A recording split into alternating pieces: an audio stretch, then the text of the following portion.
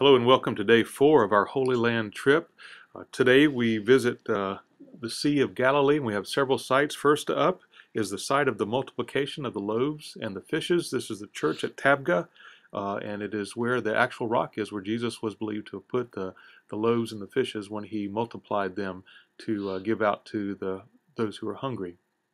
Next stop was a spot where Jesus appears to the disciples. This was after he was resurrected and he appeared to the disciples. It's also called the place of the coals because this is where they had fish, charcoal fire after they caught the fish on the sea. We're going to let you see and hear a little bit about the Sea of Galilee itself so you can hear what it's like.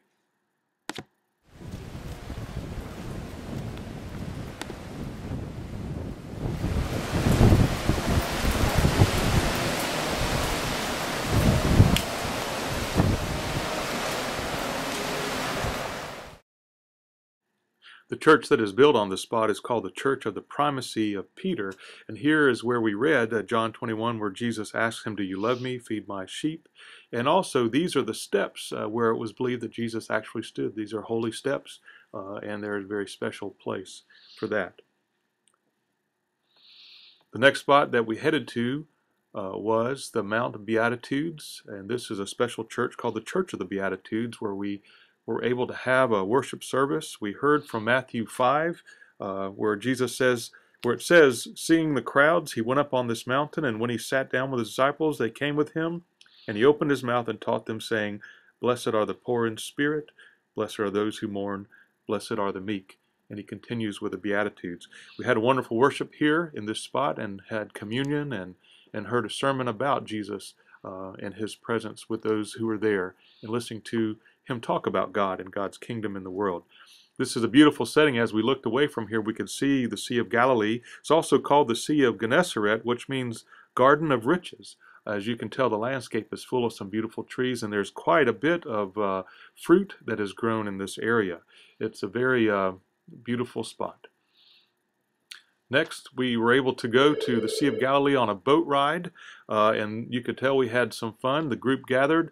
We're on a boat that took us out in the middle of the lake, which is 14 miles long and about 7 miles wide. Now we get through this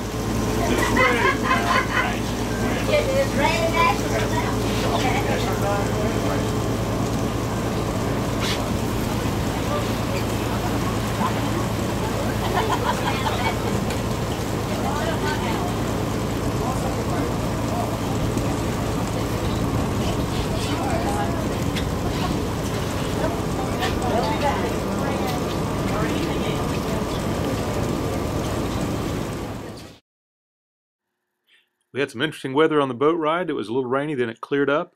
When we were finished, we went to the museum and saw an actual boat that had been found at the bottom of the sea, and we could see what a boat might look like, and they also had a replica of a boat based on that.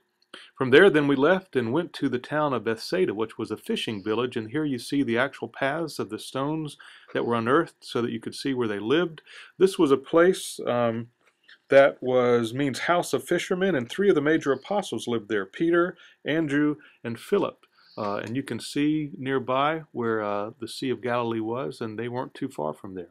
From there we went to Capernaum, which wasn't very far. This is the home of Peter. It's also considered to be the home of Jesus, for it's believed that when Jesus stayed here, he stayed with Peter in his home. We see some statues at the beginning of St. Peter. There's one with the keys to the kingdom. We also see some ruins that are of Peter's house, and this is a pretty amazing place. There is a church built just over the top of this with a glass floor, and you can see Peter's house. We know that Jesus healed his mother-in-law here, but what a great place. Nearby were the Sea of Galilee, and you can see from there just how close we were to the water. This has been a great day to explore some of the towns and villages that Jesus visited around the Sea of Galilee. We look forward to tomorrow, where we explore a little further north and see where Jesus went after that.